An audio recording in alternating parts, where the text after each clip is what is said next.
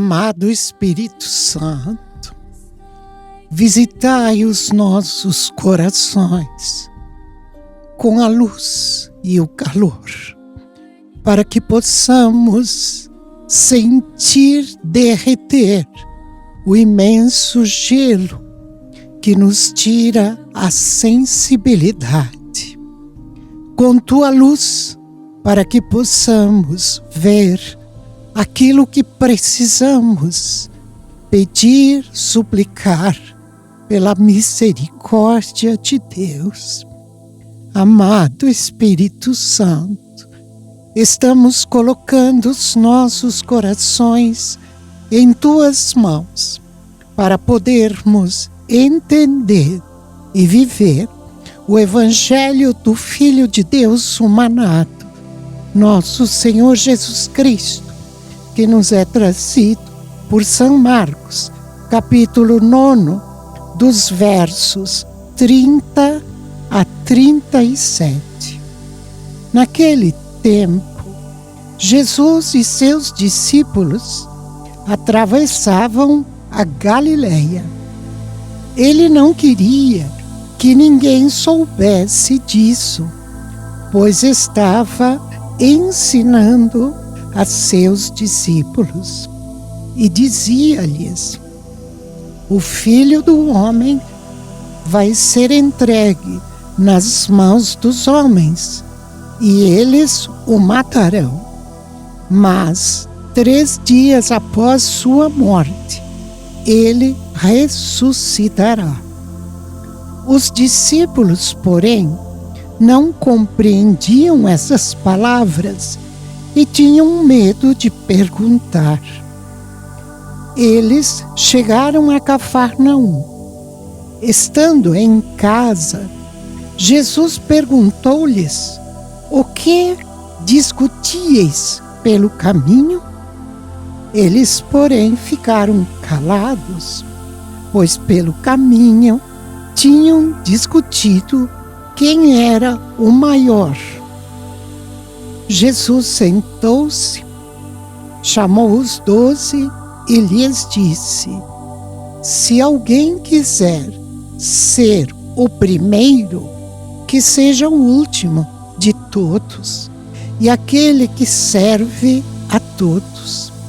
Em seguida, pegou uma criança, a colocou no meio deles e, abraçando-a, disse: quem acolher em meu nome uma destas crianças, é a mim que estará acolhendo. E quem me acolher, está acolhendo não a mim, mas aquele que me enviou. Palavra da salvação. Glória a vós, Senhor. Jesus, neste texto, estava ensinando seus discípulos. Por isso, afastou-se da própria cidade, da multidão, para ensinar. E aqui nós precisamos nos questionar: será que estamos buscando a sós Jesus para aprendermos aquilo que é tão necessário para a nossa vida? Jesus tem um gosto extraordinário de ensinar.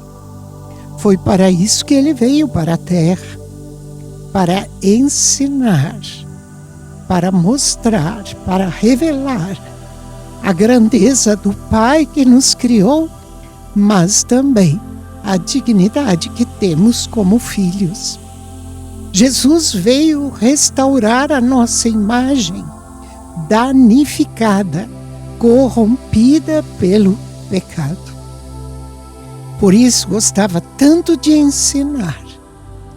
E neste dia, Jesus fala: o Filho do Homem, referindo-se a si mesmo, vai ser entregue nas mãos dos homens e eles o matarão.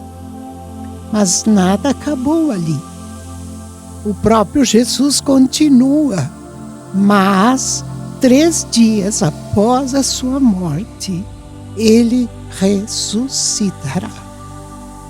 A morte de Jesus na cruz foi o nosso parto. Nós fomos paridos na sua morte de cruz.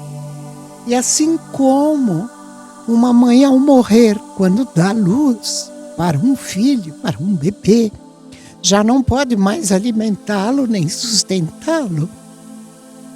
Mas Jesus ressuscitou, está vivo, está presente, portanto, continua a alimentar a cada um de nós através da sua igreja, através dos sacramentos, da liturgia, da história da igreja.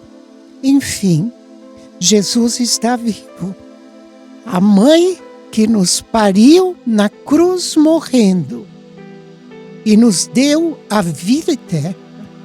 Nós temos 3 mães: a mãe biológica, a mãe espiritual, que é Nossa Senhora, e a mãe que nos deu a vida eterna, que é o parto de Jesus Cristo na cruz.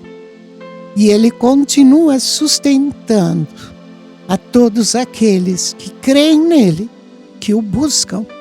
E a única maneira de sermos restaurados em nossas deformidades pelo pecado é a força de Jesus Cristo. Só Ele cura, só Ele liberta, só Ele renova.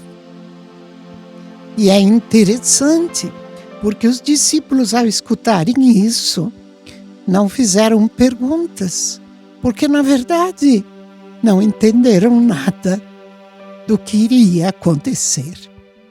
Jesus muda o assunto e diz, chegando em casa: o que é que vocês estavam falando pelo caminho? É claro que Jesus escutou, mas eles não disseram, ficaram calados. E Jesus então disse: vocês estavam querendo saber qual é o maior de vocês, qual é o melhor de vocês. E eu digo para vocês, ensino para vocês, se alguém quiser ser o primeiro, que seja o último de todos, e aquele que serve a todos também.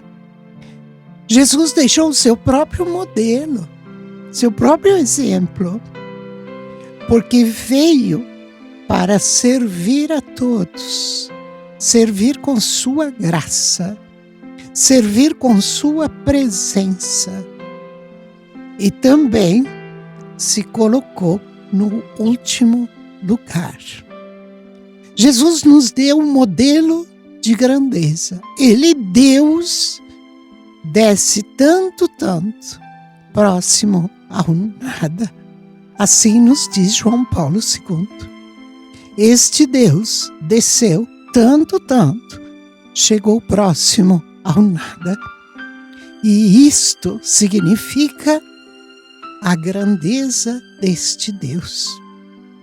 Então, o modelo para sermos de verdade pessoas na dignidade de filhos e filhas de Deus, precisamos imitar Jesus, servir e não querer nunca os primeiros lugares, mas sempre aquele lugar que realmente engrandece.